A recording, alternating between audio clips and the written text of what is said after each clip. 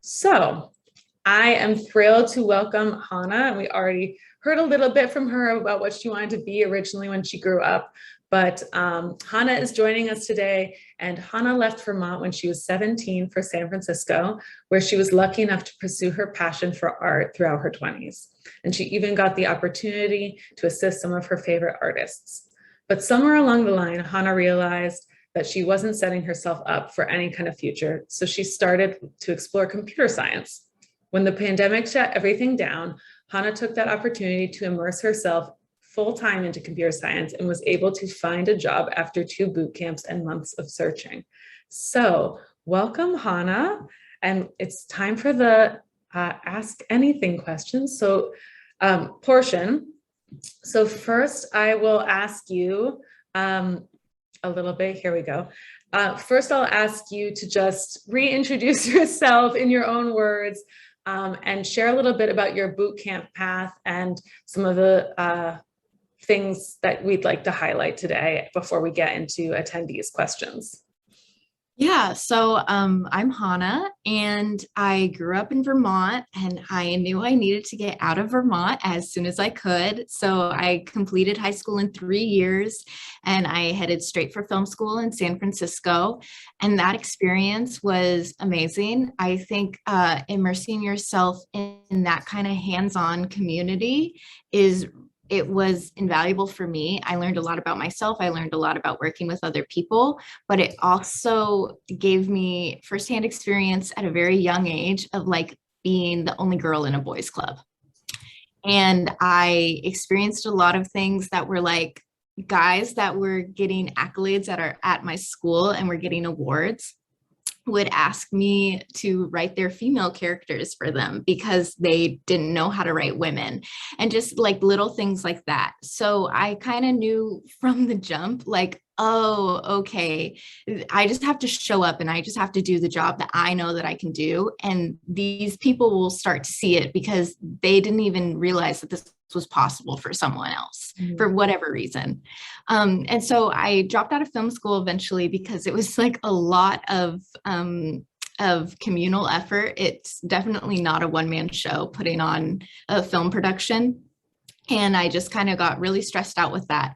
So I started working in retail and working as an assistant for other artists. So I got to work in neon. I got to work in laser cutting, plexiglass, and I went to France and put on an art show in a really fancy hotel, all that kind of stuff. But when I turned about like 25, I was like, oh, I think I want a future. I think I want some stability in my life. And I also didn't feel mentally challenged, like mentally stimulated. There was nothing being thrown at me that was a real problem that I had to solve. My family is a bunch of engineers, like mechanical engineers, chemical engineers, and my mom was actually like a systems programmer for the Army. So I kind of felt like I wasn't utilizing my own talents and my own skills to the best ability.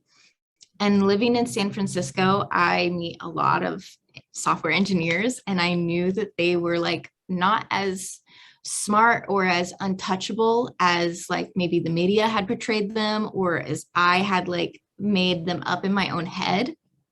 So I decided to start teaching myself JavaScript in 2019. I was like, okay, well, let's try this out. And that was really, really, really difficult at first. And so I actually ended up taking a break from JavaScript, and I taught myself like a little bit of C++, which helped me understand JavaScript because JavaScript is built on top of C++.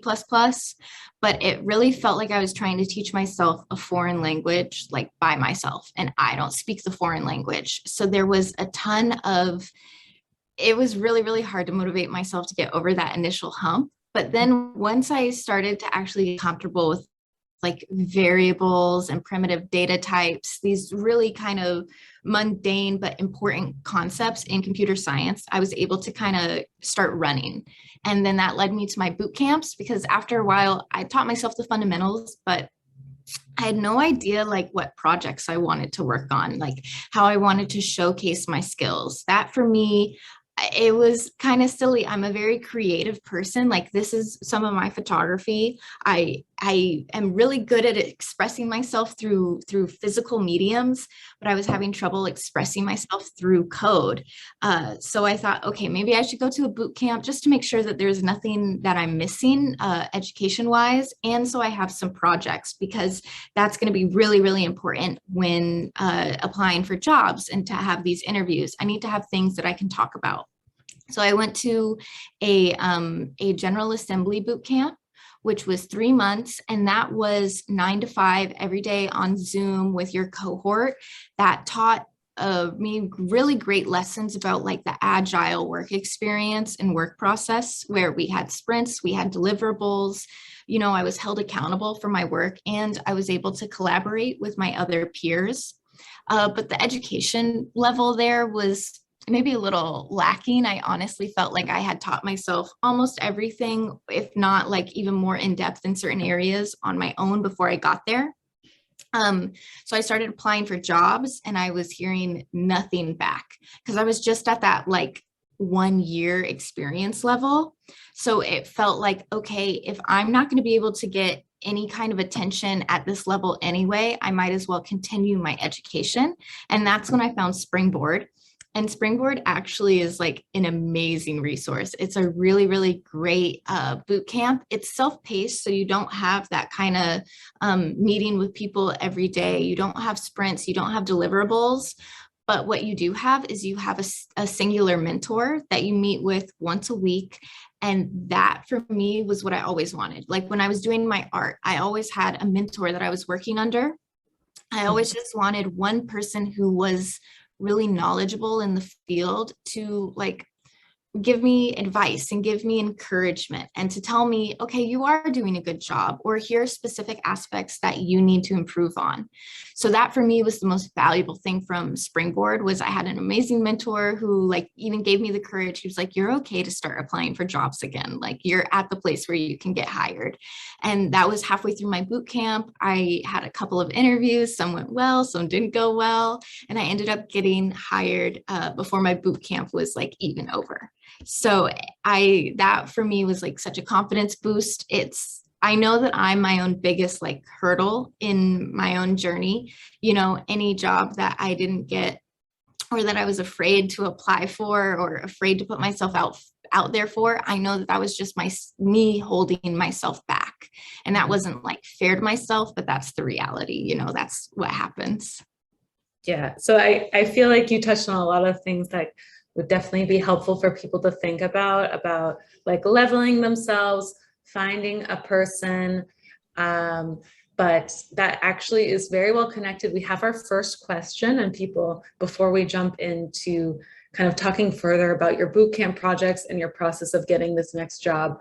But Nisha is asking, because she did do a CS degree and was really interested in design, and thought maybe that and had drifted away from engineering, but realizes that, you know, design and front end can maybe marry to each other. And so I think and Nisha, you can elaborate if you want, but what I'm seeing from her question is that she doesn't know if she's ready yet. And so how do you know when you're ready? If you could talk a little bit more about what your mentor said to you, like what were the checkpoints for being ready? Yeah. So I mean, the first one, like you didn't get interviews, so that's how you knew. But when did you know that next step?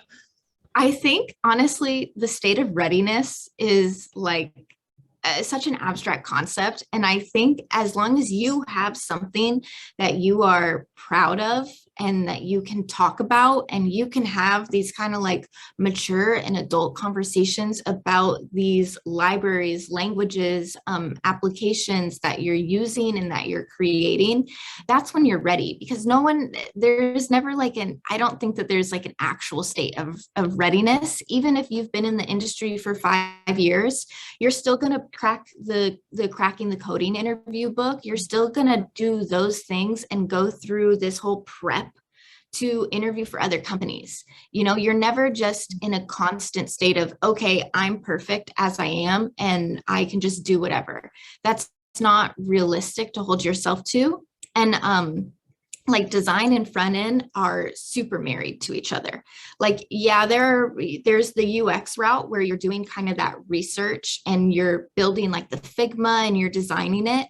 But I think you bring a lot of value if you also know how to implement it and how to build it. And if you can talk about these tools and resources that a company would actually have to use. Like if you can design something and build something, if you can design something in Figma and then build it in React, that makes you extremely valuable. Like a company is going to love that because you have full ownership of something and you also are now well versed in an important language that they're most likely using. So yeah, the state of readiness, that's something that I would hold myself back from. I was afraid like, oh, because I'm coming in a junior position. The truth about being a junior is like, they're not expecting you to know how to do everything. And when you get hired for a company, no one, even a senior, even a staff, you aren't expected to just know their code base. You're given like a, 3 months, 6 months, if it's like a crazy monolith with a bunch of stuff going on, even 9 months to kind of get yourself acclimated and really understand the ecosystem that they use. Because they're human too. They know that you're human. Like you have a background and you're hired because you are a problem solver and because you don't just stop when you don't know something, you figure it out. Yes, absolutely. So let's focus this now a little bit about the projects that you were talking about, and we were talking to Nisha about, because we have Sung Yu from San Francisco, who also is curious about, applying for jobs and getting that first job. So what were some of the projects that you liked the most, that made you feel that you were looking at specifically? How did those projects feed into which jobs you started going for? And then we'll talk about how you got your current job. Yeah, so the projects that I made from my first boot camp were really kind of simple CRUD REST apps. So from that, I mean, like they're a little mock social media or something where I can let a user create something, edit something, and delete something. And it doesn't really go much further than that. It doesn't have anything more exciting than that going on. And I knew that like that wasn't a good representation of my skills, what I wanted to do. And I also know like that's not what my job would be, realistically working in any industry. So in Springboard, I was doing the software engineering track, but for my first like big project, I actually built a machine learning model. So I built my own little AI, and what it does is it takes your Spotify data and it gives you a Dungeons and Dragons moral alignment judgment based on your Spotify data. So if you're listening to like a lot of really popular high tempo music, I would say like, oh, you're lawful good. If you're listening to really sad music that no one else listens to, it's like, this is maybe chaotic evil. Are you okay? Like just trying to have fun with it. And I'm not a data scientist. I'm not working with machine learning, but that for me was so fun and so exciting. And that's where I realized, oh, I don't have to just build CRUD apps. I can start utilizing new technologies and learning new technologies. So then my last project was just a really simple GraphQL like Uber mock. So for that, I was using some Google APIs, doing like directions and the maps and getting distance between places. I was using GraphQL, which is like really, really cool and not RESTful at all, and just like a totally beast in it of itself, and working with WebSockets. So I was able to go into my interviews and like have, real adult conversations about WebSockets and about all these other things that they would maybe not expect someone in a junior position to be able to talk about, but absolutely showed my aptitude and my kind of thirst for knowledge and thirst to like expand my own education and work on new things. Great, thank you. This connects really nicely to Rebecca's question, which was kind of, you touched on all the different languages that you started learning. So let's talk about your first role, which I know the twist with that one, and I'm excited to share with people. But Rebecca wants to know, how did you decide what type of role to target for your first role, since you've kind of touched on all these different languages? Yeah, so going into my interviews and applying for jobs, I knew JavaScript and I would say, React and Node, and I knew Python. And Python was my favorite, is my favorite language, and I love working in Python. But I had a bit of a spray and pray approach where I was just kind of like, okay, this company seems like it has a good atmosphere. This company is opening to hiring bootcamp graduates. This company has like openings for junior and entry level. So I'm going to apply there.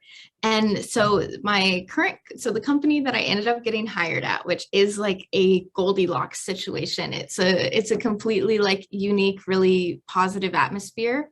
But I go into my first interview with the director of engineering, and I know JavaScript and I know Python, and I've touched C++, but those are the three things that I know.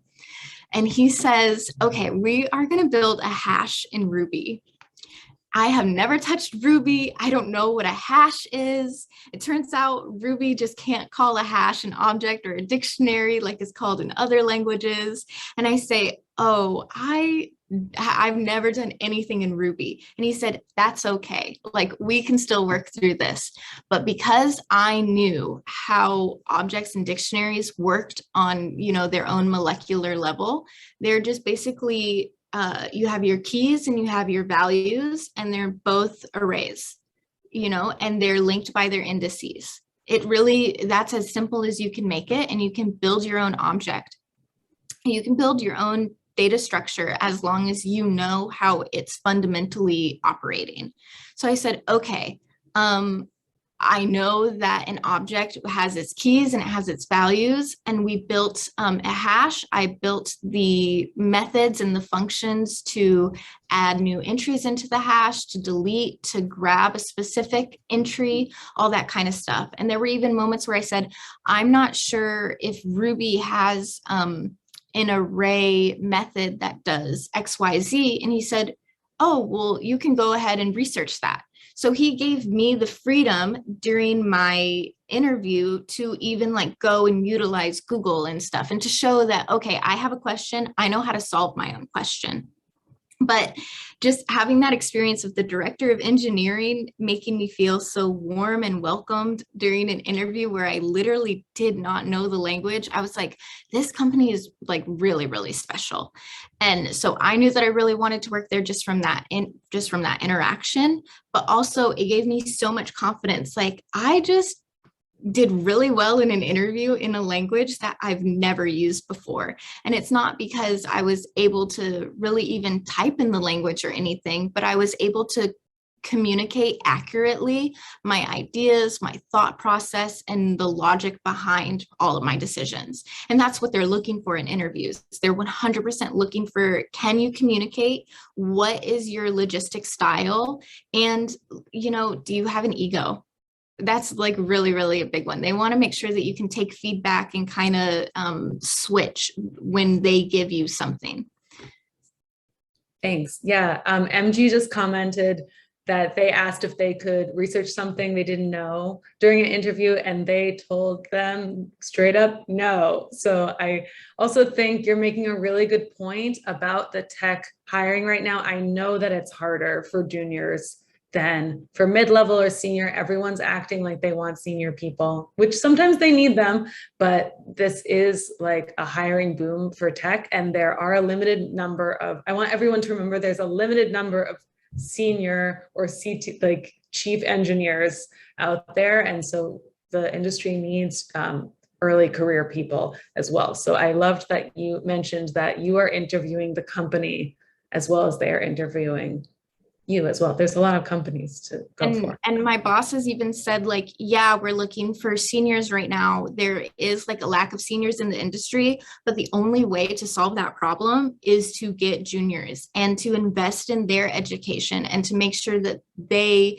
mature into these senior engineers. Because senior engineers don't, fall off trees. They don't come from nowhere. It comes from people like us who are joining the industry and then put in that kind of extra time and work to stay relevant, stay up to date, and just learn new things. That's awesome.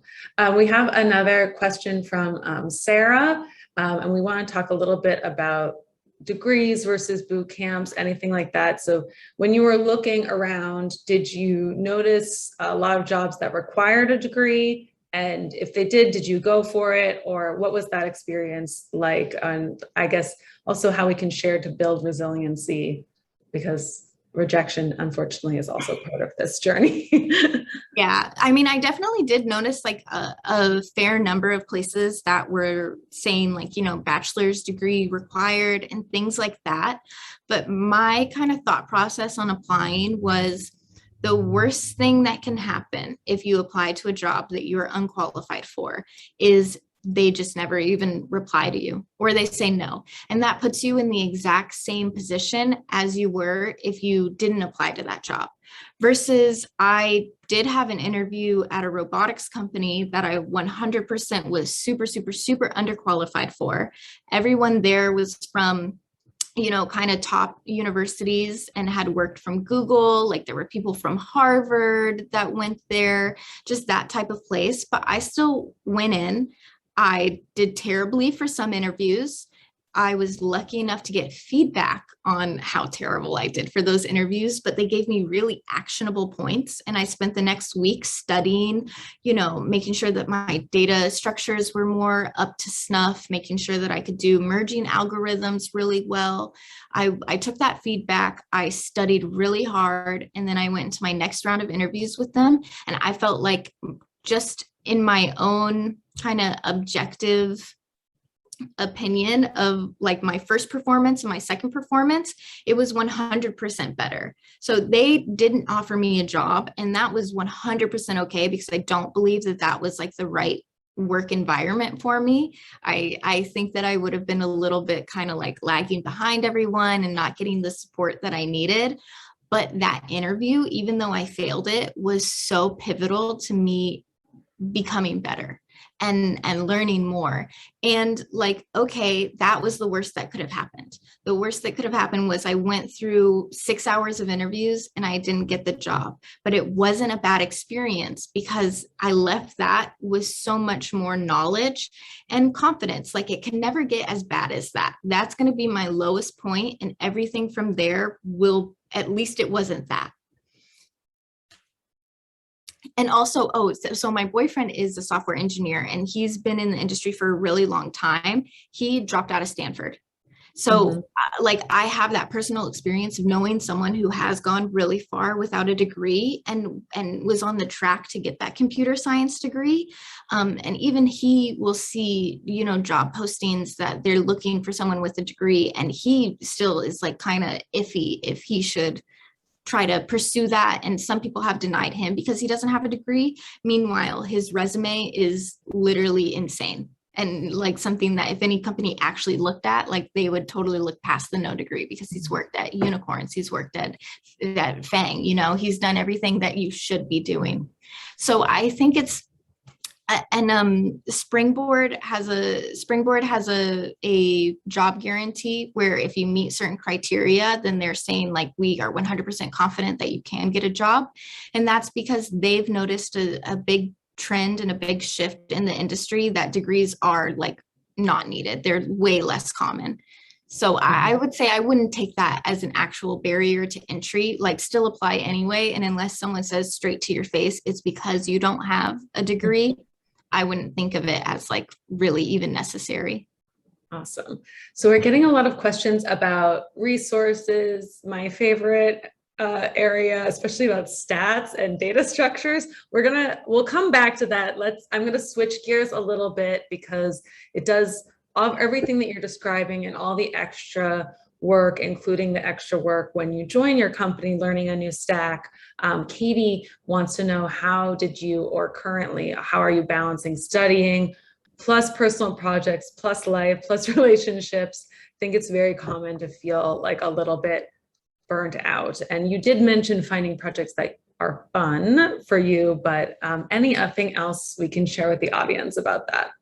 Yeah, so I kind of have my day structured. I'm really lucky where I don't have a stand up at my company until 10:30. So that's, when we all meet together, we just talk about what we worked on yesterday, if there's anything kind of holding us back, and what we're going to work on today. So for me, that starts at 10:30. So I take that first hour and a half to read. And I'm reading, or even work on Ruby coding exercises, but I just take my first part of the day to read. Right now I'm reading Eloquent Ruby, which is like a really good introductory Ruby book. I'm almost done with that, so I'm going to move on to a meta programming in Ruby book. But I take that first kind of moment in the day to not worry about anything that I need to get done, but to just like focus on myself, focus on my own education, get in the mood, get in the habit. And it helps me start my day feeling like, okay, I've already accomplished something. I read 3 chapters or whatever, and I'm now like in the mindset. I've been thinking about Ruby for an hour, so I'm ready to start actually working on the problems that are in front of me for my job. I think work-life balance is really, really important. So sometimes, I'll work till 6 or 7, but after 7 p.m., like my computer's off, I'm hanging out, I'm cooking dinner, I'm cleaning, I'm doing whatever I need to do. And then on the weekend, I will spend maybe like, 2-3 hours on a Saturday, just working on something different. So like right now I'm learning how to hack. Since I work for a cybersecurity company, I think it's really important that I know kind of the other end of what we're doing. So I just like learn about cross-site scripting and SQL injections, just really kind of simple hacker stuff right now. But I just dedicate, 3 hours on the weekend to that. And then the rest of the weekend is mine. But depending on if there's something else that I need to be doing, maybe I can give more or do less. I don't try to be super dogmatic about it, and I give myself like a lot of freedom. I check in with myself. Okay, I'm feeling really exhausted. It's hard to focus at work. Maybe I need to give myself more free time this weekend. Or, I'm feeling really great. Let's do even more this weekend than normal. So you really need to just check in with yourself, because that's been my problem my whole life, is that I don't check in. I push myself too hard, too fast for too long, and then I burn out, and then it takes too long to recover. You lose all that gain that you just did with your recovery time. Yeah, and someone in the comments said also something about studying for 1 hour. So it seems like having clear boundaries of stopping and starting is also helpful. And then also just making sure that you have supporters, whether it's women who code or other people in your life, that understand that this is a big change and it's going to be intense. Maybe always, but for a little bit. And speaking of that, we have another question from Angela, and they want to know, want to talk a little bit about imposter syndrome going into the first dev job. And you touched upon it a little bit, but anything that you learned from mentors or advice that you've had or you've kind of developed over time that we could share with everybody? Yes. So I attended a Women Who Code, the LA branch, Imposter Syndrome webinar, like maybe 6 months ago or something. And it was hosted by a fantastic woman named Claire, and her company is Ladies Who Get Paid. And it was about dealing with imposter syndrome. And first of all, I hadn't even had a job yet. And I was in the same Zoom room with CTOs and staff engineers, these women who work at like NASA and crazy companies. Like, they're attending this imposter syndrome webinar because they are experiencing imposter syndrome. So that right there, like, hit me like a ton of bricks. Okay, cool. I've always known it's not just me. Everyone talks about it, but to see women in such a high position, like also dealing with this, that was really humbling. So it's 100%, it's yourself being your own biggest critic, being the reason why you're afraid to do something. And you just have to tell that voice in your brain to shut up. It's like they say, would you allow a friend to talk to themselves this way? No, you wouldn't. You would tell your friend, knock it off. Like, you are great. You can do this, and move forward. But one really great piece of advice that did come from that webinar was, you can allow yourself to wallow in something for like 5 or 10 minutes. You can feel bad about something for 5 minutes, but after that 5 minutes is over, you're done with it. Move on. You need to move on. They also said, keep a picture of yourself as a child around, so that when you are feeling like a lot of self-doubt and maybe having a lot of negative thoughts, look at that picture and say, like, could you say that to that child? No, like, you're not going to say that to her. So you should be kind of more gentle with yourself. And I think even in my job right now, there are days where I feel like, oh my God, they just think that I'm not up with it. I'm asking too many questions, or I'm not getting this done fast enough. But the reality is, they're not thinking about me. Like, they think about me when we have direct interactions, and that's it. And they're also not getting annoyed by my questions, because my questions are thoughtful. I'm showing, hey, I hit this roadblock. I've tried XYZ. I researched ABC, and I still am confused. I'm still not getting past this point. As long as you can prove that you're not just like hitting a block and then you immediately run to get help, you're trying to solve the problem yourself, no one's going to have any negative thoughts about you, especially when you're coming in a junior like position. You are there to learn, and they are there to teach you. Thank you so much. Yes, Claire Wasserman is amazing, Yes. amazing person. Yes. I know exactly who you're talking about. And thank you for the Women Who Code shout out. I will also just say that another shout out for our newsletter, because we just talked about imposter syndrome, and it's true. It's unfortunately affects people at all levels. Absolutely.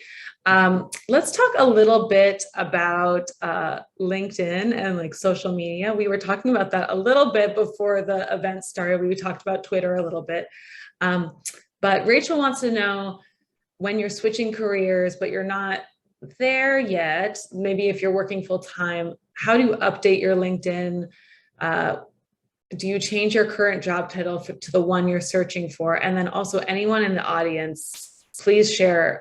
We're getting great advice from each other in the chat as well. So if you've had this, like if you have aspiring full stack engineer in your LinkedIn, we would love to know.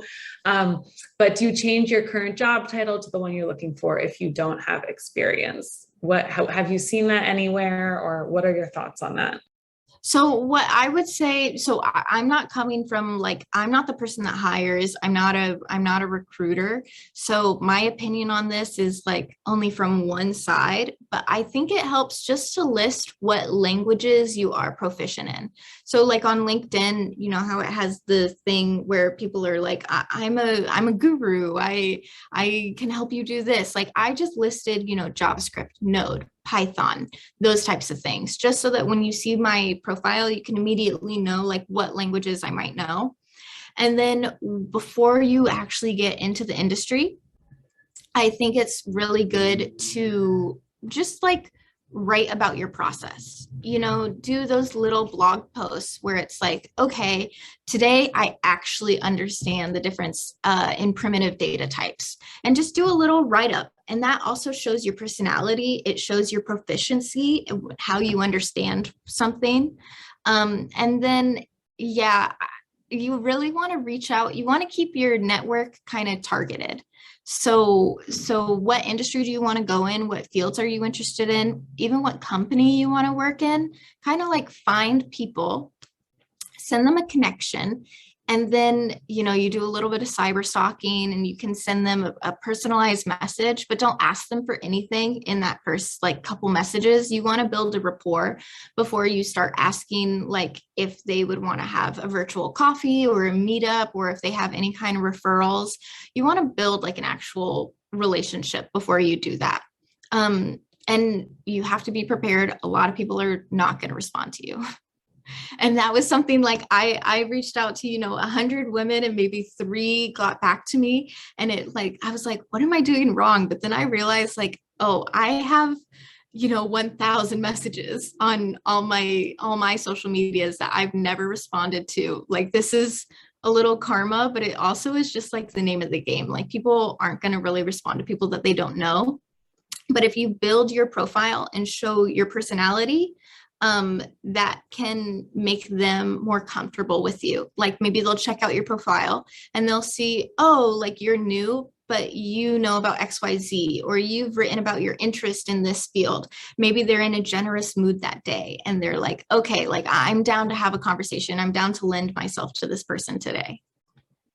Yes, that's an amazing answer. I once had a mentor tell me that if you ask for a job, you'll just get advice. But if you would ask for advice, you will get a job. And that's definitely stayed with me throughout that.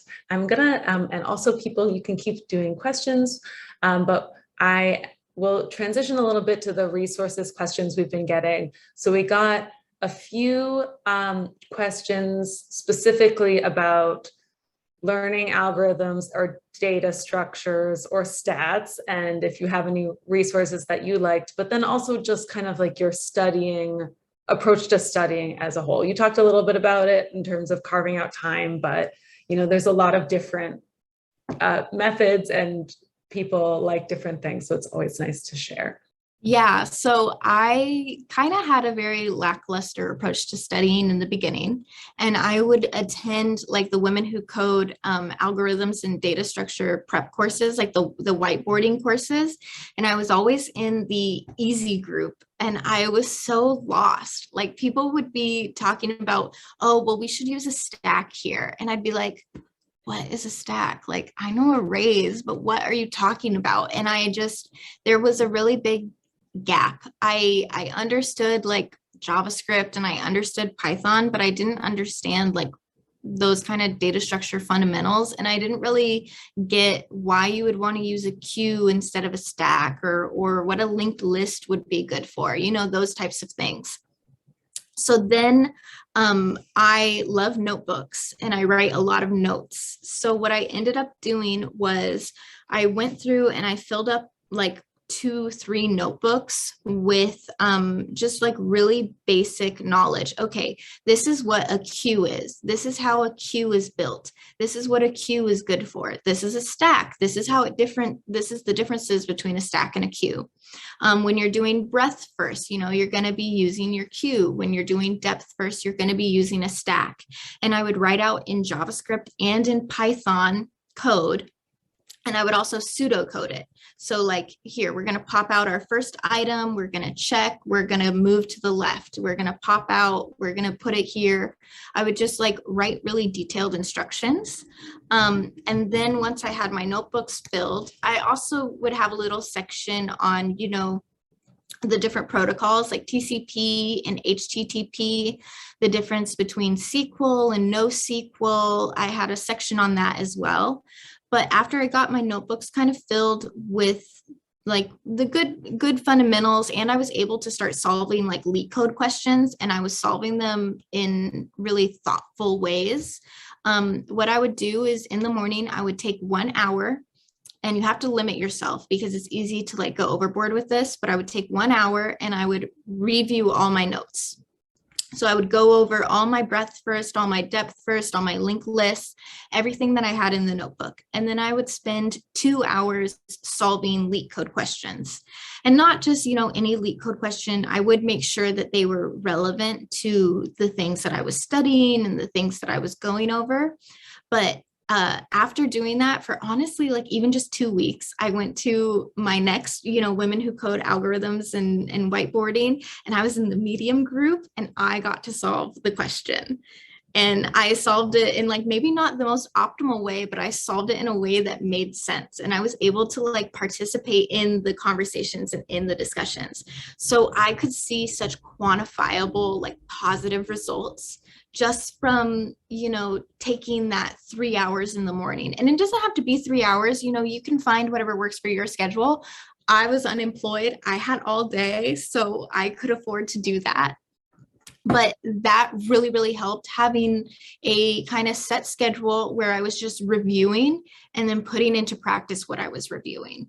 And as far as like actual resources go, the Cracking the Coding interview book has like amazing resources in it. I love the object-oriented, where you're given a problem. They're like, how would you build a jukebox? And then you have to break it down into your classes and into your functions. I love that. That was so much fun. Also, Algo Experts. That website has some really good videos just on like the basics on how these data structures are built. There's also, W3 School and the MDM docs, those types of things. Codecademy is really good for kind of getting your toes wet. It's not great past like that kind of initial introduction to things, but they do have really good resources on there. So, and even just like reading Wikipedia entries, or you go on LeetCode and you look at the solution. You just look at the solution that LeetCode provides. And then if there's something in there that you don't understand, like maybe you don't understand what a linked list is or what a graph is or how they do XYZ, you just Google that and you just like kind of dig into it, and reading about something from multiple different opinions and viewpoints will give you the best understanding. But you definitely want to take notes. You want to have something that you can refer back to, and then you just study your notes. And pseudocoding is so important, like being able to write out what you would do in code, but in human language. You can get it good enough that it basically is code. And you could just like essentially throw it into Python and just change a few words and it would run. Great. Thank you for all those good tips. Speaking of Code Academy, is there any, so we know that you did these two boot camps and that you dipped your toe into front end a little bit, but there's also a lot of talk these days about like certifications, whether it's like Google or, that kind of Google certifications, especially, or just general front end. Are there any that you feel like are helpful or valuable? Or I don't even know anyone who has one, but that's not to say that they don't have value, because I have certifications from Educative and Udemy and Coursera. Like I did, Python courses through Coursera and all those things. So I have like those certifications that say like I finished this course, but I don't think that there's like any harm in getting certified. It definitely shows that you have the aptitude to like try something, and that you will see something all the way through, and that you did, kind of do supplemental education. So I don't think that it would hurt, but it isn't something that I've necessarily experienced or seen other people with. Thanks. Thank you. And then another question that we have from the chat is, and I'm going to take a small spin on it, is in terms of any experience you have for entry-level jobs, being asked to solve the hard level questions like in an interview, especially on LeetCode, and your experience in that. And the question is, do you think that entry-level needs it? So you can say that too, but if you have any experience kind of working through that or coming to that obstacle, we'd love to hear it. Yeah, so I think maybe sometimes the misconception with interviews, especially from a junior level, you're 100% not really expected to solve it. Like they're not asking you a fizz buzz question. They want to see, can we give you something difficult? Can you read through it and understand the question, first of all? Like, are you able to understand what we're asking of you? Are you able to ask kind of apt and relevant questions? Are you going to just jump in and start making assumptions? Like, they don't want you to make assumptions. They want you to check, okay, well, if I understand this right, like these are the kind of high points that we want to hit. These are things we want to avoid.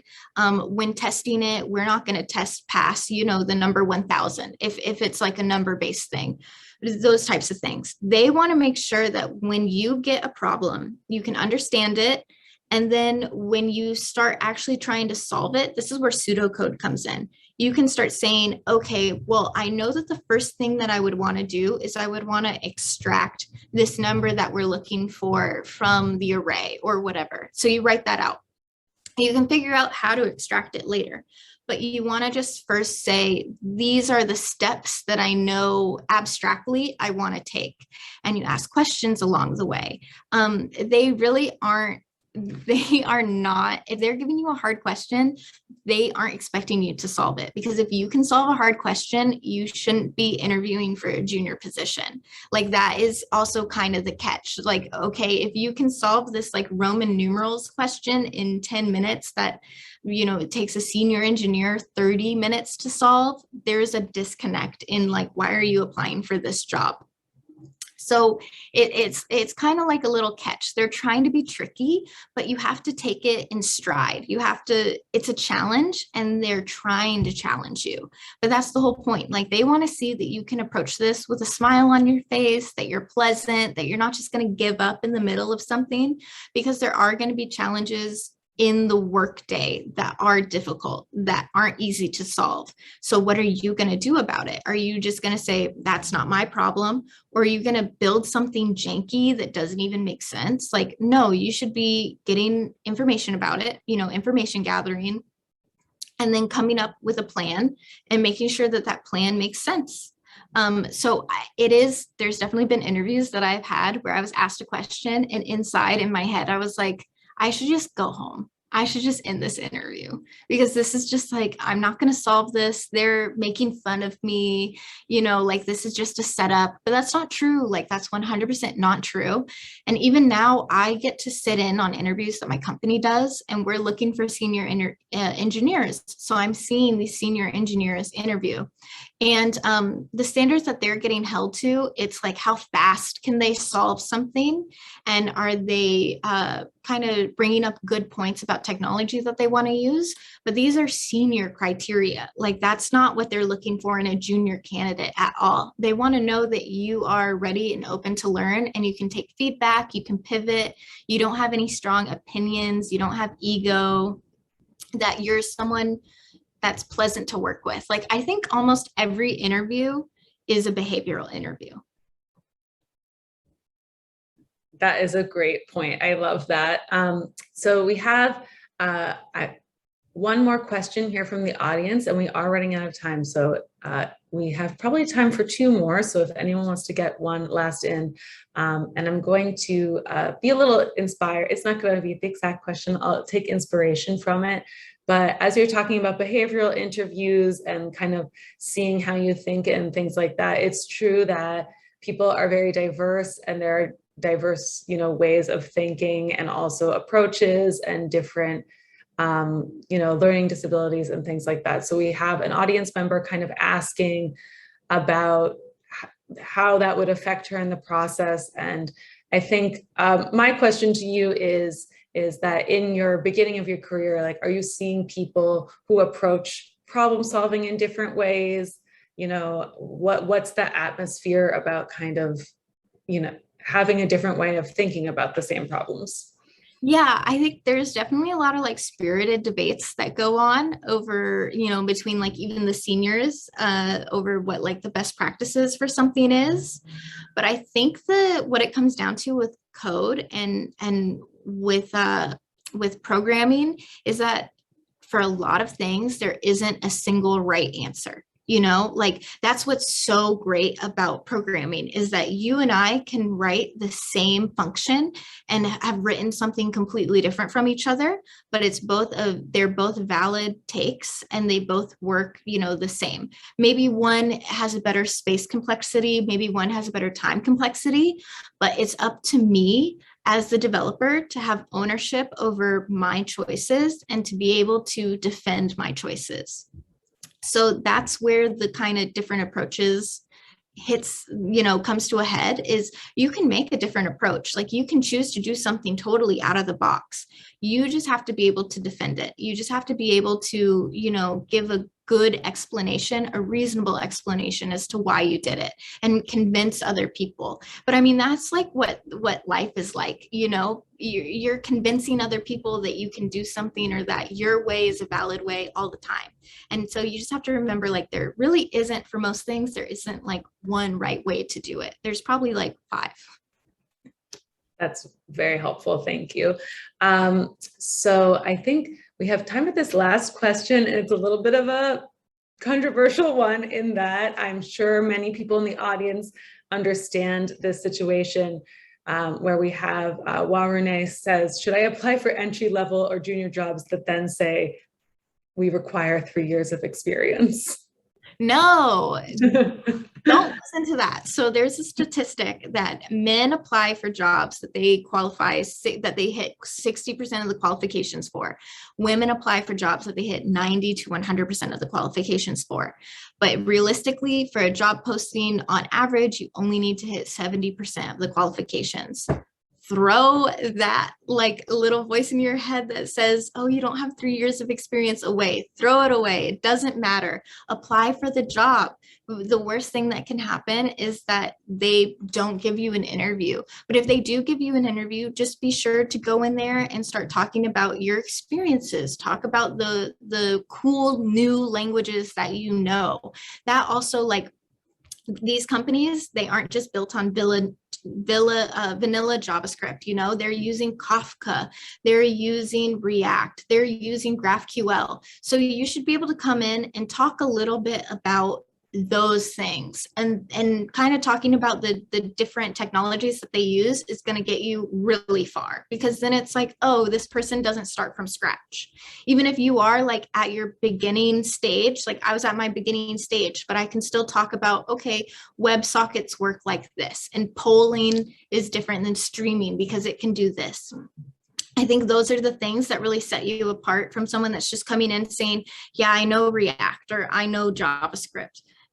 They don't need someone that just knows those things. Like, they want someone that kind of knows a little bit more about kind of enterprise applications. Thank you so much. And we have come up on the hour. So thank you so much, Hana. And thank you so much for talking with us all today. And thank you, Springboard, for making this event possible. And thank you to all the audience. All your comments were amazing and created such a great experience. And a quick shout out to our Career Now programming. Our theme for January is apply for the job anyway. So thank you, Hana. It's true. A job description is a wish list. And yeah, those stats are correct that Hana said. So thank you all so much. Thank you. This was so fun. Great. Thank you all. Bye.